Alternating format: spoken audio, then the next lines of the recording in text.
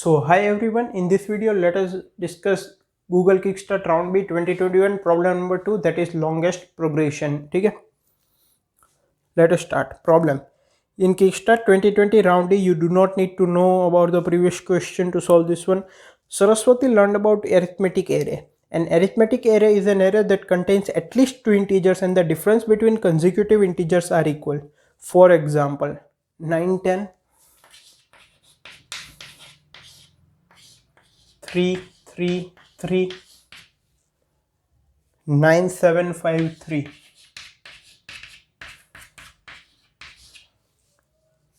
Are arithmetic arrays, well these are not. ठीक है, तो अरिथमेटिक एरे को किसको बोला गया है? जिनमें दो से ज़्यादा एलिमेंट्स हो और कंजिक्यूटिव एलिमेंट्स के बीच का डिफरेंस हो वो सेम हो. तो यहाँ पे तो दो ही एलिमेंट है तो एक ही डिफरेंस है 1. यहाँ पे इन दोनों एलिमेंट्स के बीच में डिफरेंस 0, इन दोनों के बीच में भी 0. यहाँ पे 9 - 7 2, या तो फिर 7 - 9 - 2, 5 - 7 -2, 3 - 5 -2. दो से ज्यादा एलिमेंट है और एडजेसेंट एलिमेंट्स के बीच का डिफरेंस है वो सेम है. तो इन टाइप के एरेस को क्या बोलेंगे? Arithmetic arrays. एरिथमेटिक प्रोग्रेशन जैसा है ना, इसलिए. Saraswati again has an array n of non negative integers, मतलब कि उनकी value greater than equal to 0 है. कंस्ट्रेंट्स में भी दिया है 0 is less than equal to a of I is less than equal to 10 की power 9. She can replace at most one element in the array with any possibly negative. Replace जो कर सकते हैं वो नेगेटिव हो सकता है इंटीजर सी wants. ठीक है, पूरे एरे में से एट मोस्ट वन, मतलब ना भी करे तो चलेगा. For an array Saraswati defines a sub array as an continuous part of A. Okay, please Saraswati determine the length of the longest possible arithmetic array she can create by replacing at most one element. Okay, ठीक है. क्या बोला गया है कि एक n size का array दिया गया है. ठीक है, उसमें से मैक्सिमम एक एलिमेंट को चेंज कर सकते हैं, मतलब उसको किसी भी और इंटीजर से, वो नेगेटिव भी हो सकता है, रिप्लेस कर सकते हैं. तो एटमोस्ट वन मतलब नहीं भी चेंज कर सकते हैं. तो उसके बाद हमारे एरे में से एक सब एरे किसको बोला है? कोई भी एक कंटिन्यूस पार्ट को. मैक्सिमम सब एरे लेंथ क्या होगी? सच दैट वो सब एरे वो एरिथमेटिक एरे हो. और एरिथमेटिक एरे का मतलब क्या है? ये जो अभी हमने डिस्कस किया वो. ठीक है, तो इसको कैसे अप्रोच करेंगे? पहले तो मैं ये कंसेप्ट एक बता दूं. जब भी ऐसा बोला जाए ना कि एरे में आपके पास एटमोस्ट वन एलिमेंट और exact one can be change, ऐसा कुछ. ठीक है, तो दो पॉसिबिलिटी हो सकती है. ठीक है, अभी तक जहां तक मुझे पता है, पहला तो डायनेमिक प्रोग्रामिंग लग सकता है, दूसरा प्रीफिक्स प्लस सफिक्स प्लस आई. ठीक है, अब डायनेमिक प्रोग्रामिंग कैसे? जैसे कि नैपसैक प्रॉब्लम पता है आपको, तो उसमें मान लो दे दिया कि किसी भी एक एलिमेंट की प्राइस हम हाफ कर सकते हैं, इंटीजर डिवीजन कर सकते हैं, डिवाइड बाई 2, प्राइस ऑफ आई या तो वेट ऑफ आई बाई 2, किसी भी एक एलिमेंट की. और हमारा जो बैग है उसका टोटल वेट W है. तो बताओ कि मैक्सिमम प्रॉफिट किस में होगा? ठीक है, तो वहां पे भी बोला गया है कि एक एलिमेंट की प्राइस को आधी कर सकते हैं, तो वो डायनेमिक प्रोग्रामिंग का क्वेश्चन हो गया. ठीक है, अब यहां पे हमें क्या बोला गया है कि कोई भी एक एलिमेंट चेंज कर सकते हैं और वो एरिथमेटिक एरे सब एरे की लेंथ मैक्सिमम करनी है. ठीक है, तो प्रीफिक्स प्लस सफिक्स प्लस आई का क्या मतलब? यहाँ पे ये यूज होगा. ठीक है, डेफिनेटली ये डायनेमिक प्रोग्रामिंग का क्वेश्चन नहीं लग रहा, क्योंकि डायनेमिक प्रोग्रामिंग में क्या करते हैं कि एक छोटे पोर्शन के लिए हम सॉल्व करते हैं, फिर उसको यूज करके बड़े पोर्शन के लिए सॉल्व करते हैं. यहाँ पे ऐसा कुछ नहीं लग रहा. बट अगर मान लो मैं ith एलिमेंट को चेंज करने की बात कर रहा हूं, ठीक है, तो यहां से इस सफिक्स की तरफ मैक्सिमम कंटिन्यूस एरिथमेटिक एरे की साइज निकाल सकते हैं। ठीक है, निकाल सकते हैं। मैक्सिमम, उसके आगे प्रीफिक्स एरिथमेटिक एरे की लेंथ निकाल सकते हैं, निकाल सकते हैं। तो इसको चेंज करके तीन पॉसिबिलिटी हो सकती है, या तो इसको चेंज करके हम इसके साथ मर्ज करते, या तो इसके साथ मर्ज करते, या तो कुछ ऐसा करें कि ये पूरा का पूरा मर्ज हो जाए। समझ में आ रहा है?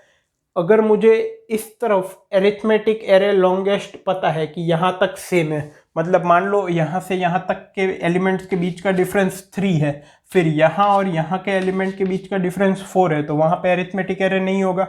एरिथमेटिक एरे का मतलब क्या कि डिफरेंस जो है कंसेक्यूटिव एलिमेंट्स के बीच में वो सेम होना चाहिए, कंटिन्यूस सब एरे बोला गया है। तो यहाँ से यहाँ तक का 3 है, ठीक है। अब मान लो यहाँ से यहाँ तक का 4 है, तो इस आई एलिमेंट को चेंज करके या तो मैं इसके साथ जोड़ सकता हूँ या इसके साथ जोड़ सकता हूँ। तो मैं क्या करूँगा, मान लो आंसर को इनिशियलाइज कर दिया 2 से, क्योंकि n की भी value greater than equal to 2 दी है, ठीक है। और अगर 2 एलिमेंट होंगे तो वो डेफिनेटली एरिथमेटिक एरे ही होगा, क्योंकि एक ही डिफरेंस है। अब मैं चेक करूंगा कि अगर मैं इस एलिमेंट को इसके साथ मर्ज कर दूं तो इसकी लेंथ प्लस यहाँ पे 1 या 2 जो भी आएगा वो आगे देखेंगे, वो अगर आंसर से मैक्सिमम है तो आंसर को मैं मॉडिफाई कर दूंगा। फिर मैं देखूंगा कि इस तरफ के साथ अगर इस एलिमेंट को मर्ज कर दूं तो क्या होगा। और अगर मान लो यहाँ की डिफरेंस बिटवीन एलिमेंट्स भी 3 है, तो क्या मैं इस एलिमेंट को चेंज कर सकता हूँ सच दैट कि यहाँ, अब मान लो यहाँ इन दोनों एलिमेंट्स के बीच में डिफरेंस 2 है, इन दोनों एलिमेंट्स के बीच में डिफरेंस 4 है, आई का इस एलिमेंट के साथ, यहाँ पे आखिरी एलिमेंट के साथ डिफरेंस जो है वो 2 है, यहाँ पे 4 है।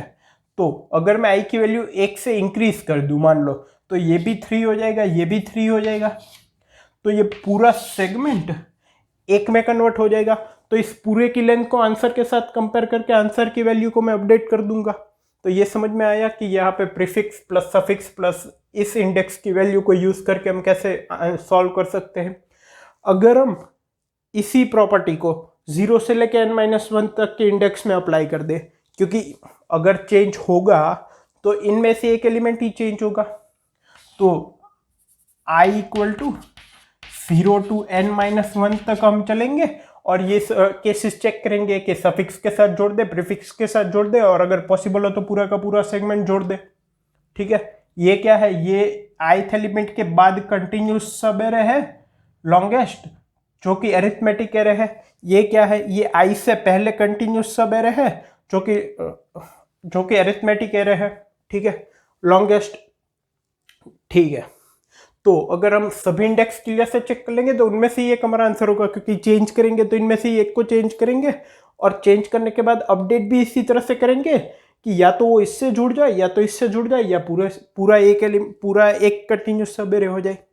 ठीक है, तो यहाँ पे इसको अप्रोच करेंगे। जब भी बोला जाए at least one element, at most one element to be change, इन दोनों में से एक ट्राई कर लेना।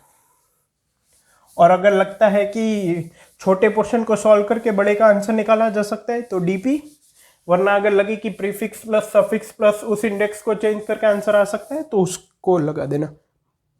अब सबसे पहले तो मान लो हम ith इंडेक्स पे है, ठीक है, तो उसके बाद continuous sub array for i equal to 1 to n, ये 0 to n-1, ठीक है। अब उसके पीछे वाला एक कंटिन्यूस सब एरे फाइंड करना पड़ेगा, तो for j equal to i-1 to 0 कुछ ना कुछ कोड लिख देंगे। फिर उसके आगे वाला फाइंड करना पड़ेगा, j equal to i+1 to n, कुछ ना कुछ कोड लिख देंगे। उसके बाद ये कुछ प्रॉपर्टी लगाएंगे, यहाँ पे कुछ चेक करेंगे।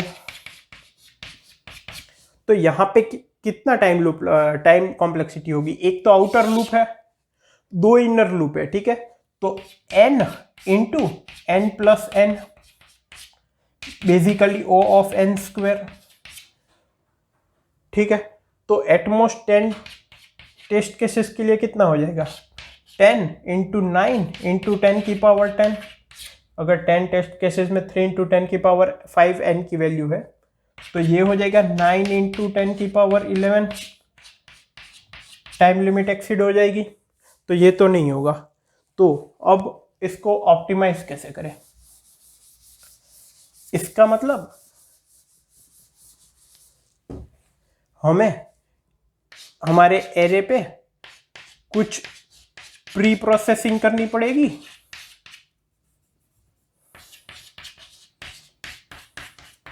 सच दैट अगर हम ith इंडेक्स पे है तो उसके आगे वाला मैक्सिमम लेंथ का कंटिन्यूस सब एरे वो भी हमें कांस्टेंट टाइम में मिल जाए और उसके पीछे वाला वो भी कांस्टेंट टाइम में मिल जाए। ठीक है, तो ये कैसे कर सकते हैं?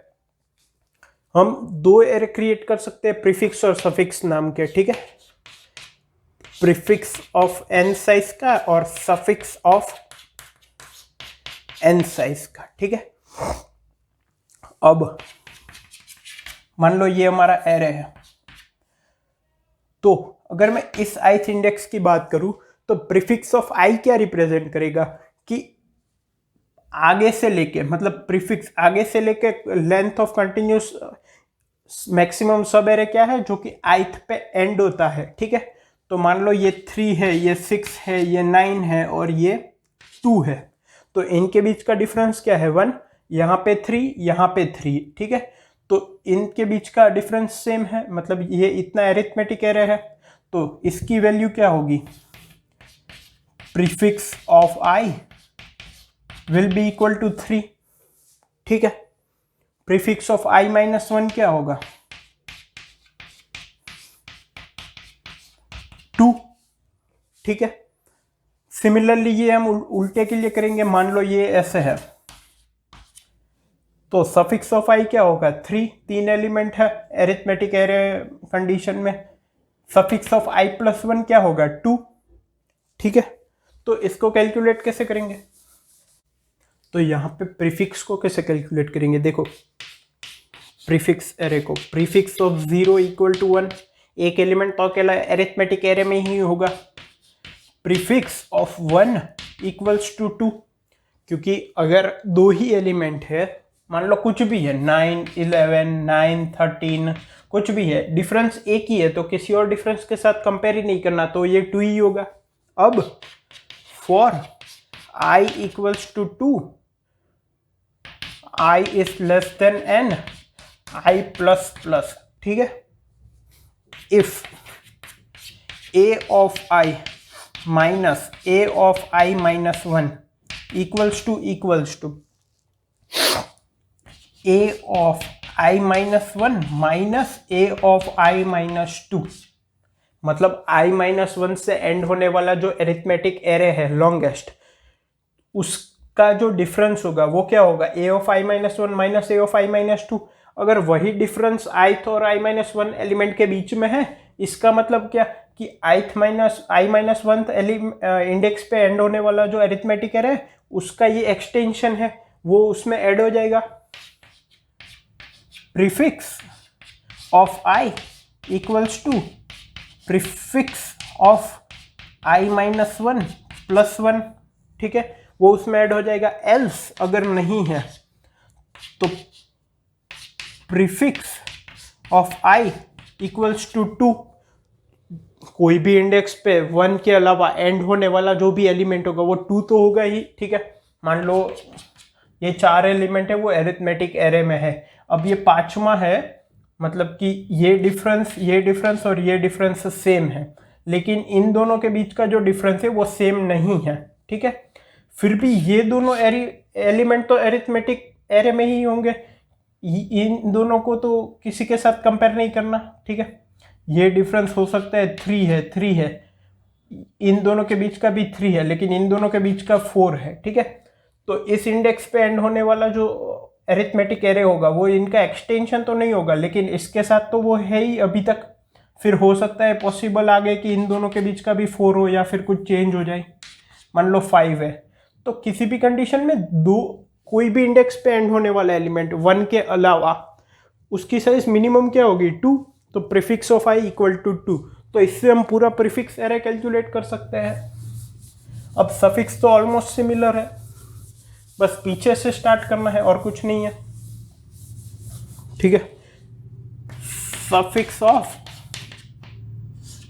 n-1 equals to 1, suffix of n-2 equals to 2।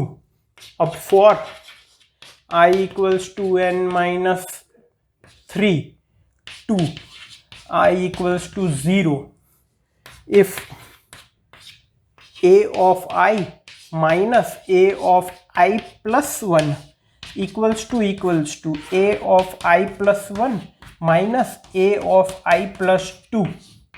मतलब जो I plus 1 पे स्टार्ट होने वाला सफिक्स है, ठीक है, ये मान लो एरिथमेटिक एरे है, ये हम इस इंडेक्स के लिए कैलकुलेट कर रहे हैं, और ये तीनों एलिमेंट एरिथमेटिक एरे में है, ठीक है।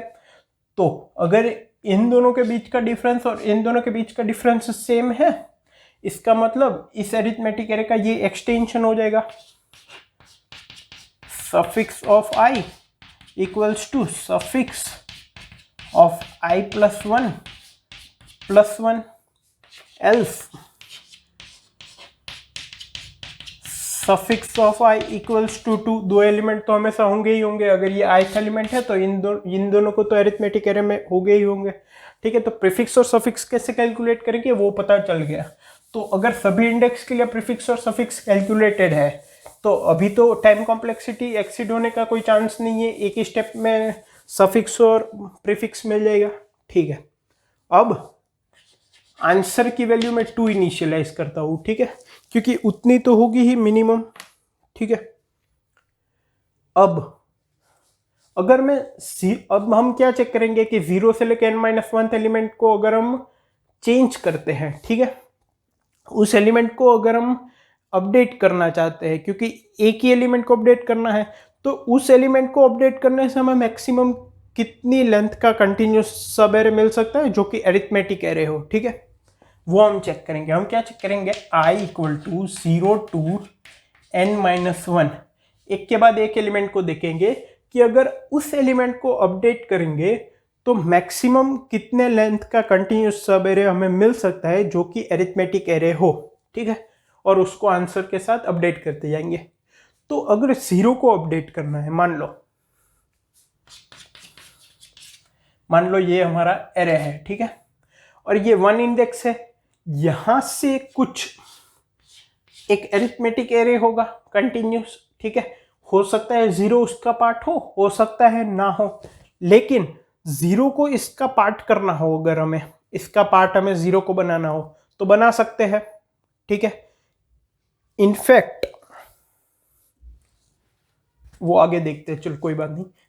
0 को इसका पार्ट बनाना हो, क्यों, क्योंकि मान लो ये है 9, फिर 13, फिर 17, फिर 21, अब ये 0 है, ठीक है, तो इसको मैं सीधा 5 कर दूंगा, कोई फर्क नहीं पड़ेगा, कुछ भी हो। मान लो यहाँ पे है 12, ये 13, ये है 14 और ये है 15, तो इसको मैं क्या कर दूंगा 11, ये एरिथमेटिक एरे हो गया।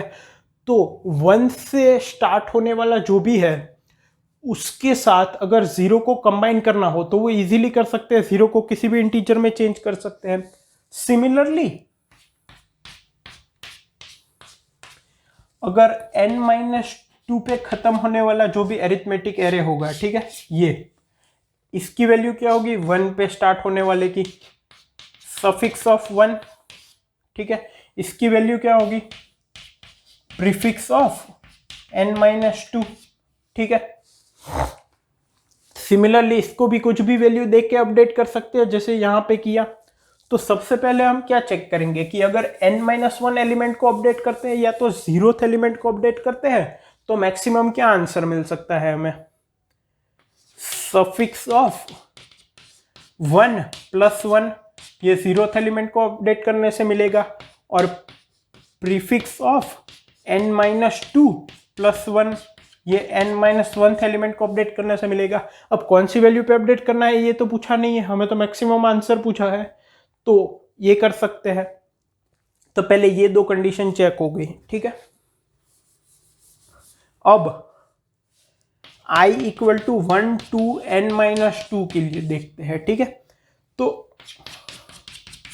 अगर मान लो ये एरिथमेटिक एरे है, सॉरी एरे है हमारा, ये ith इंडेक्स है, अगर मुझे इस ith इंडेक्स को इसका जो भी एक एरिथमेटिक एरे होगा उसके साथ कंबाइन करना है, इसका कुछ लेना देना नहीं है, इसको छोड़ दो अभी के लिए, तो इसको मैं अगर 0th इंडेक्स की तरह देखूं तो कुछ सिमिलर दिख रहा है, तो मैं कुछ भी वैल्यू पे अपडेट कर सकता हूँ, ठीक है, जो भी रिक्वायर्ड हो, इसके साथ कुछ लेना देना नहीं है अभी हमें, इसका मतलब।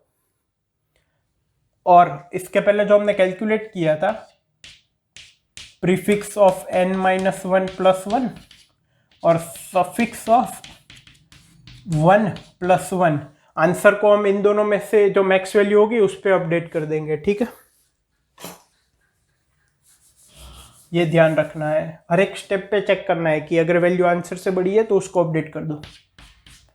अब अगर मुझे ये अरिथमेटिक एरे है उसको ith एलिमेंट को इसके साथ कंबाइन करना है, हो सकता है पहले से कंबाइन हो, लेकिन अगर करना है, अगर नहीं है तो क्या करेंगे हम, इसकी वैल्यू क्या होगी, सफिक्स ऑफ i + 1 + 1, और अगर आगे वाले के साथ कंबाइन करना है तो उसकी वैल्यू क्या होगी, प्रीफिक्स ऑफ i - 1 + 1, ठीक है। तो वापस आंसर को इनके साथ कंपेयर करेंगे और अपडेट कर देंगे। अब जो पार्ट है वो बेस्ट पार्ट है, अगर पूरे को कंबाइन करना हो प्रीफिक्स प्लस सफिक्स प्लस आई को, तो पहले तो कंडीशंस चेक करनी पड़ेगी, ठीक है।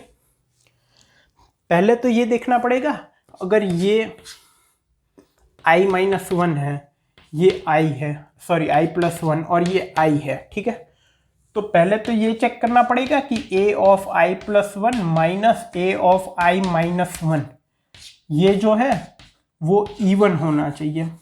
क्यों? क्योंकि अगर देखो यहाँ का एक एरे है, ठीक है, एरिथमेटिक एरे, यहाँ का एक एरिथमेटिक एरे है, ठीक है, अगर हमें पूरे को कंबाइन करना है तो डिफरेंस पूरे में सेम होना चाहिए, तो यहाँ पे भी d होना चाहिए, इन दोनों के बीच में भी d होना चाहिए, ठीक है। अगर ये भी d है, अगर ये और ये भी d है, तो i + 1 और i - 1 के बीच का डिफरेंस क्या हो गया है, 2d। इसका मतलब पहली कंडीशन हमें चेक करनी पड़ेगी कि अगर हमें पूरे को कंबाइन करना है तो i + 1 element a of i + 1 minus a of i - 1 होगा, वो इवन होना चाहिए, ठीक है। ठीक है, अब पहला केस लेते हैं, अज्यूमिंग कि a of i + 1 minus a of i - 1 even है और उसको हम k में स्टोर करते हैं।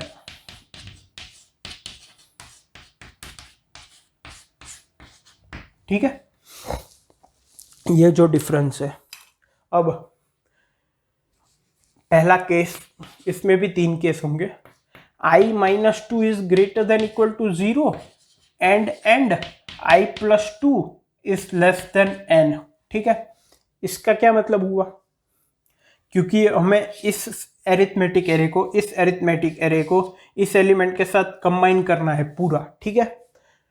तो अगर यहाँ पे 2 से ज्यादा एलिमेंट होंगे, मतलब i + 1 भी है, i + 2 भी है, तो उनके बीच का एक डिफरेंस d2 निकाला जा सकता है। i - 2 is greater than equal to 0 है, मतलब i - 1 एलिमेंट भी है, i - 2 एलिमेंट भी है, तो उनके बीच का डिफरेंस d1 निकाला जा सकता है। अगर d1 इक्वल्स टू d2 हुआ and k equals to d1 हुआ, मतलब कि अगर इनके बीच का जो डिफरेंस है, कम से कम 2 एलिमेंट तो होने चाहिए ना, तभी तो डिफरेंस निकलेगा, क्योंकि इस एलिमेंट को भी कंसिडर नहीं कर रहे, इसको चेंज करना है। तो अगर ये d2 है, यहाँ पे जो एलिमेंट्स है वो d1 है, एरिथमेटिक एरे के बीच का डिफरेंस 2 से ज्यादा भी हो सकते हैं, और इन दोनों के बीच का जो डिफरेंस है डिवाइड बाई 2 मतलब k, वो भी मतलब d1 इक्वल टू d2 है, मान लो d, ये भी d, और k इक्वल टू d1 मतलब k की वैल्यू भी d है, मतलब ये पूरा है, उसको अगर 2 पार्ट में डिवाइड करें तो वो भी d होगा, मतलब यहाँ पे भी d, यहाँ पे भी d।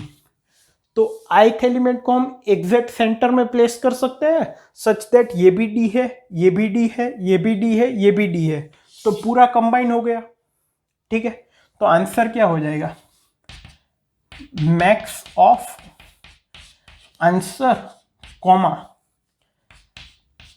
Prefix of i minus one plus suffix of i plus one plus prefix of i minus one जो भी होगा maximum suffix of i plus one plus ये एलिमेंट प्लस वन, ठीक है। ये समझ में आ गया। अब मान लो d1 is not equal to d2 है, but k equals to d2 है। इसका मतलब ये जो एरिथमेटिक एरे है उसका डिफरेंस और इसका डिफरेंस वो दोनों सेम नहीं है, लेकिन ये जो अगर सेंटर पॉइंट से हम डिवाइड करें इन दोनों एलिमेंट्स के डिफरेंस को तो वो k है, ये भी k है, और k इक्वल्स टू d2 है, मतलब k d2 के बराबर है। तो अगर ith एलिमेंट को अगर हम इन दोनों के एग्जैक्ट सेंटर में प्लेस कर दे तो हम i माइनस वन i इन दोनों के बीच का डिफरेंस k हो गया, i और i प्लस वन के बीच का डिफरेंस k हो गया, और सफिक्स का जो अरिथमेटिक है उसका डिफरेंस d2 है जो कि k के बराबर है। तो i माइनस वन i और suffix of i plus one इनको कंबाइन कर सकते हैं, ये भी k है ये भी k है और d2 भी k के बराबर है। तो suffix of i plus one plus ith element और i माइनस वन एलिमेंट 2, इसको हम आंसर के साथ कंपेयर करके आंसर की वैल्यू अपडेट कर देंगे अगर ये उससे बड़ी है तो। Similarly d1 is not equal to d2 but k equals to d1, मतलब कि अगर हम ith को एग्जैक्ट सेंटर में प्लेस कर दे तो ये भी k है ये भी k है और d1 इक्वल टू k है, ठीक है। तो prefix of i minus one उसके साथ हम ith एलिमेंट को भी जोड़ सकते हैं क्योंकि d1 इक्वल टू k है ये भी k है, और i और i प्लस वन को भी जोड़ सकते हैं क्योंकि ये भी k है, ये d1 भी k ये भी k ये भी k। तो prefix of i minus one plus two इसको हम आंसर के साथ कंपेयर कर देंगे, ठीक है। तो यहाँ पे तीनों केस आ गए, मतलब पूरा अगर कंबाइन हो सकता है वो अगर ये दोनों एलिमेंट सफिक्स के साथ जा सकते हैं या तो ये दोनों एलिमेंट प्रीफिक्स के साथ जा सकते हैं, ठीक है। अब ये अकेला तो सफिक्स और प्रीफिक्स के साथ जा ही सकता है, वो तो मैंने पहले ही डिस्कस कर लिया, ठीक है। अब दूसरा केस लेते हैं। ये क्या था, i minus two is greater than equal to zero and i plus two is less than n। अब लेते हैं कि i minus two is greater than equal to zero but, या तो एंड ही बोल लो, i plus two is equal to n minus one, ठीक है। अब हम वन i की वैल्यू वन से लेके n माइनस वन तक ही जा रहे हैं, ठीक है। तो ये i plus two is equal to n, ठीक है। इससे ज्यादा तो ही नहीं सकती क्योंकि हम n माइनस टू तक ही जा रहे हैं। पहले और आखिरी एलिमेंट की कंडीशन तो हमने इनिशियली चेक कर ली। तो इस केस में क्या होगा,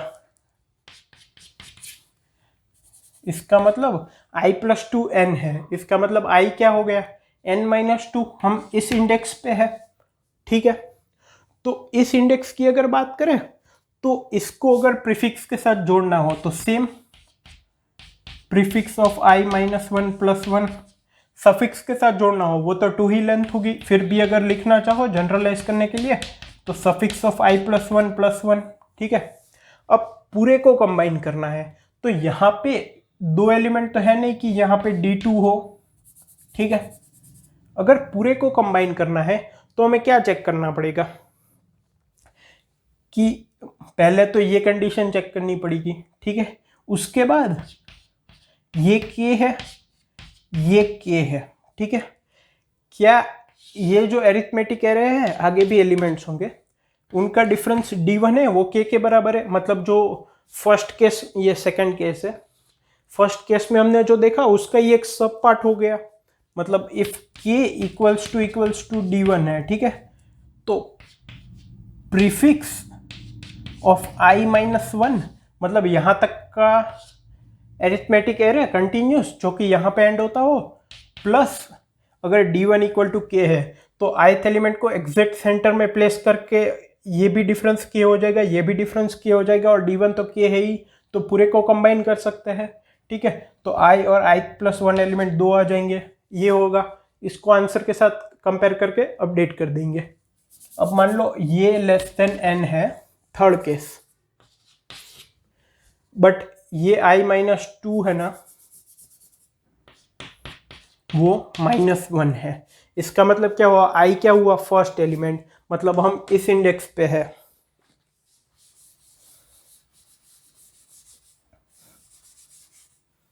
तो अगर इस इंडेक्स पे है तो वापस जो फर्स्ट केस था उसका दूसरा सब पार्ट, मतलब यहाँ पे D1 तो होगा नहीं क्योंकि एक ही एलिमेंट है, ठीक है। पहले तो ये कंडीशन चेक करेंगे कि क्या इनका और इनका डिफरेंस इवन है, उसके बाद ये k है, ये k है, ठीक है। अब इसको सफिक्स के साथ तो जोड़ ही सकते हैं, तो सफिक्स ऑफ i+1 ये कंडीशन तो सब में चेक करनी ही करनी है, और जनरलाइज करने के लिए अगर करना हो तो प्रीफिक्स ऑफ i-1+1, ये तो इसको सफिक्स के साथ तो जोड़ ही सकते हैं ना, अगर पूरे को कंबाइन नहीं करना तो कोई कंडीशन चेक नहीं करनी। अब पूरे को कब कंबाइन कर सकेंगे, मान लो ये अरिथमेटिक एरे है और इनके बीच का डिफरेंस जो है वो D2 है, तो अगर k = D2 हो गया तो हम फर्स्ट एलिमेंट को एग्जैक्ट सेंटर में प्लेस कर देंगे सच दैट ये डिफरेंस भी k है, ये डिफरेंस भी k है, और आगे का तो D2 वो k है ही। तो क्या हो जाएगा, suffix of i+1 plus first element और 0th इंडेक्स एलिमेंट 2, ठीक है। तो ये अब इसको किसके साथ, आंसर के साथ कंपेयर कर लेंगे, ठीक है। तो इस तरह से हम सभी इंडेक्सेस को अपडेट करके कितनी मैक्सिमम कंटिन्यूस सब एरे आ सकते हैं वो सारी कंडीशन हमने चेक कर ली। 0th एलिमेंट को अपडेट करके क्या होगा, फर्स्ट को अपडेट करके क्या होगा, सेकंड को अपडेट करके क्या होगा, अप टू n-1 को अपडेट करके क्या होगा। तो इसमें सारी कंडीशन आ गई, और कितना, एक फुल लूप लगा। तो टेस्ट टाइम कॉम्प्लेक्सिटी क्या हो जाएगी, O ऑफ 10 टेस्ट केसेस के लिए n की वैल्यू क्या है, 3 × 10⁵, प्लस ये वापस ऐड हो जाएगी बट उसमें इसका डबल जितना हो जाएगा, ज़्यादा चेंज नहीं आएगा। 3 × 10⁶ इजीली टाइम के अंदर हो जाएगा, ठीक है। तो आई होप आपको समझ में आया हमने क्या कंसेप्ट यूज़ किया, कि 0 से लेकर n-1 एलिमेंट तक मूव हुए, और हमने ये सोचा कि अगर इस एलिमेंट को अपडेट कर देंगे तो क्या क्या पॉसिबिलिटी है, प्रीफिक्स सफिक्स कंबाइन कर सकते हैं, सिर्फ सफिक्स कंबाइन कर सकते हैं, सिर्फ प्रीफिक्स कंबाइन कर सकते हैं, और इन सब केसेस में जो लॉन्गेस्ट होगा उसको हम आंसर के साथ अपडेट करते जा रहे हैं। अब जो एग्जाम्पल दिया गया है उसको देख लेते हैं, ठीक है। एग्जाम्पल वैसे जो दिए गए वो इतने बड़े हैं नहीं, जो इनपुट में दिए गए हैं, जैसे कि ये दिया गया है 9 में 5 5 4 5 5 5 5 5 5 4 5 6, ठीक है। तो अगर प्रीफिक्स की बात करें और सफिक्स की बात करें तो ये 1, ये 2, अब यहाँ पे डिफरेंस 0 है, यहाँ पे 1 है, तो ये भी 2, यहाँ पे डिफरेंस मतलब कम हो रहा है, यहाँ पे एक बढ़ रहा है, तो ये भी 2, क्योंकि ये मैं प्रीफिक्स एरे निकाल रहा हूँ, ठीक है। अब यहाँ पे एक बढ़ रहा है, यहाँ पे 0 चेंज है, ये भी 2, यहाँ पे 3 हो जाएगा क्योंकि ये 3 एलिमेंट आ जाएंगे, यहाँ पे वापस 2, वापस 2, अब यहाँ पे एक इंक्रीज हो रहा है, यहाँ पे भी एक इंक्रीज हो रहा है, तो ये 3। अब सफिक्स में क्या होगा, यहाँ से स्टार्ट करना पड़ेगा, तो ये 1, एक कम हुआ 2, वापस एक कम हुआ 3, एक बड़ा मतलब 2, फ्लो टूट गया, अब 0 चेंज है, ठीक है।